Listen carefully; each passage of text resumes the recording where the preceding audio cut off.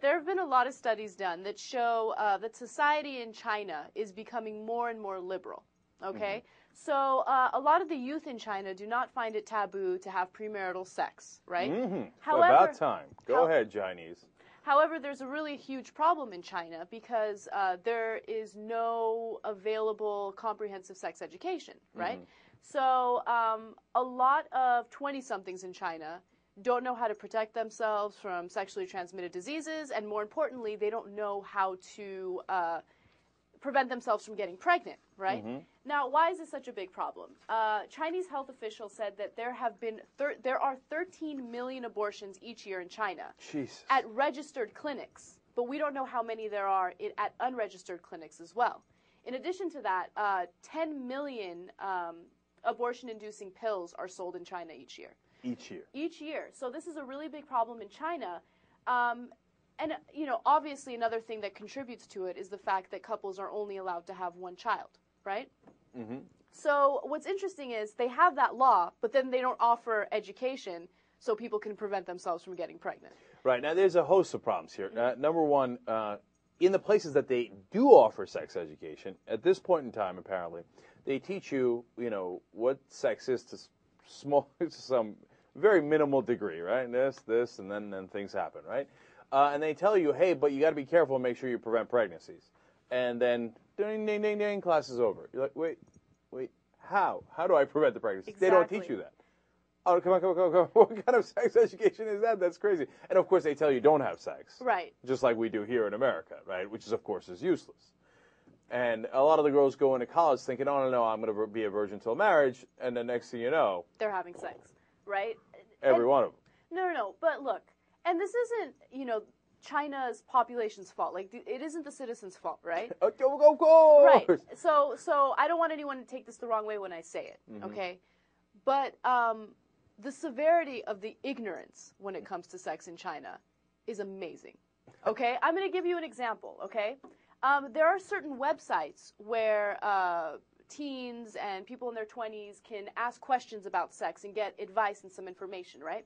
So let me give you an example of some of the questions people ask, all right? One teen writes, I'm 18 years old and my girlfriend is 16. We held hands and kissed, so I'm afraid that she'll get pregnant.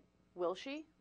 Now, look, that's something that goes, that's a question that's asked all over the world, okay? But usually, by the time you're 18, you figured out that kissing doesn't lead to pregnancy. Now, that goes to the shocking level, degree of bad sex education in China, or the lack of sex education in China.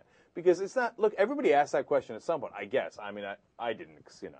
Right. I had to figure it out right from the beginning, you know what I'm saying? Okay, but by 18, if you're, some percentage of the kids don't know that, like a significant percentage of the kids, then you've obviously failed the sex education overall. And then the story in the beginning of this is from Slate that we're getting this. In the beginning of the article was amazing, where the girl and the guy want to have sex, and they can't figure out how to put on the condom. Right. And it takes them 3 weeks to figure it out. Even after they find out how to use the condom, the guy doesn't know where the penis goes. He doesn't know. And she doesn't know. She's like, wait, what happens? What happens now? How do we have sex? That's amazing to me. They're in their freaking 20s. No, that blew me away. I mean, it was like a 5-page article, but then I was like, okay, I got to read the rest of this. That's amazing. Because look, I don't know. Did we have sex education that was that good when we were younger? That one, I got to say, is an outlier, because that one's kind of on them. At some point, you got to be able to figure it out. Oh, it rolls down, and then we take it in, and then, look at how well it fits in there. Yeah, I mean, we at least got that education. I mean, the banana and the condom thing, everyone well, not everyone. Well, but most I'm old people, school, so I'm not sure that they ever threw out the banana in our classes. So how did you learn, though? I mean, there had to be, like, an older person who told you. I don't remember at all. I might have just figured it out. I'm like, oh, I get it. Okay, boom, yeah. Okay. That demonstration was... There are a lot of questions behind that demonstration. Okay. And another question that was asked was from a girl, and she says, I'm 20 years old, and I've had 4 abortions. Can I get pregnant in the future? I mean, no 20-year-old has any business having 4 abortions in her lifetime. That's ridiculous. Now, look, that's the second problem here we have, because the abortion in China, of course, it's not something you want to do anywhere, obviously, right? But it has less of a social stigma. because the government's throwing it around like crazy, right? They're like, oh, yeah, you need to only have one kid. Yeah, abortion, abortion, abortion. So then, like, having 4 abortions by the time you're 20, I'm sure it's still a little shocking, but not as shocking as it should be, right? And so we got that problem with it. Now, the other thing that this article made me think is, you know, pro-life Christians, they should stop everything here in the United States or anywhere else. And go to China. And they should focus all their energies on China. Okay, no, because seriously, if they just found a way to do sex education in China in an effective way, they would reduce the number of abortions by millions in China alone. You see what I'm saying? That's where they could do the most good. Now, I get why America's a democracy, China's not. They have limited, effect on the Chinese government, etc. I get that, right? And they could hope, they would think, hey, we could do it in both countries.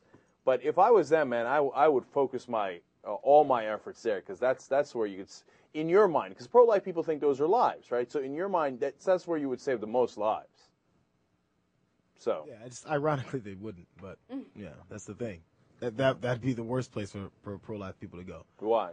Because they're gonna go there and wag fingers and say, "Oh, you know what you're doing," and then then they'd be more scared of learning something. Because this is the thing.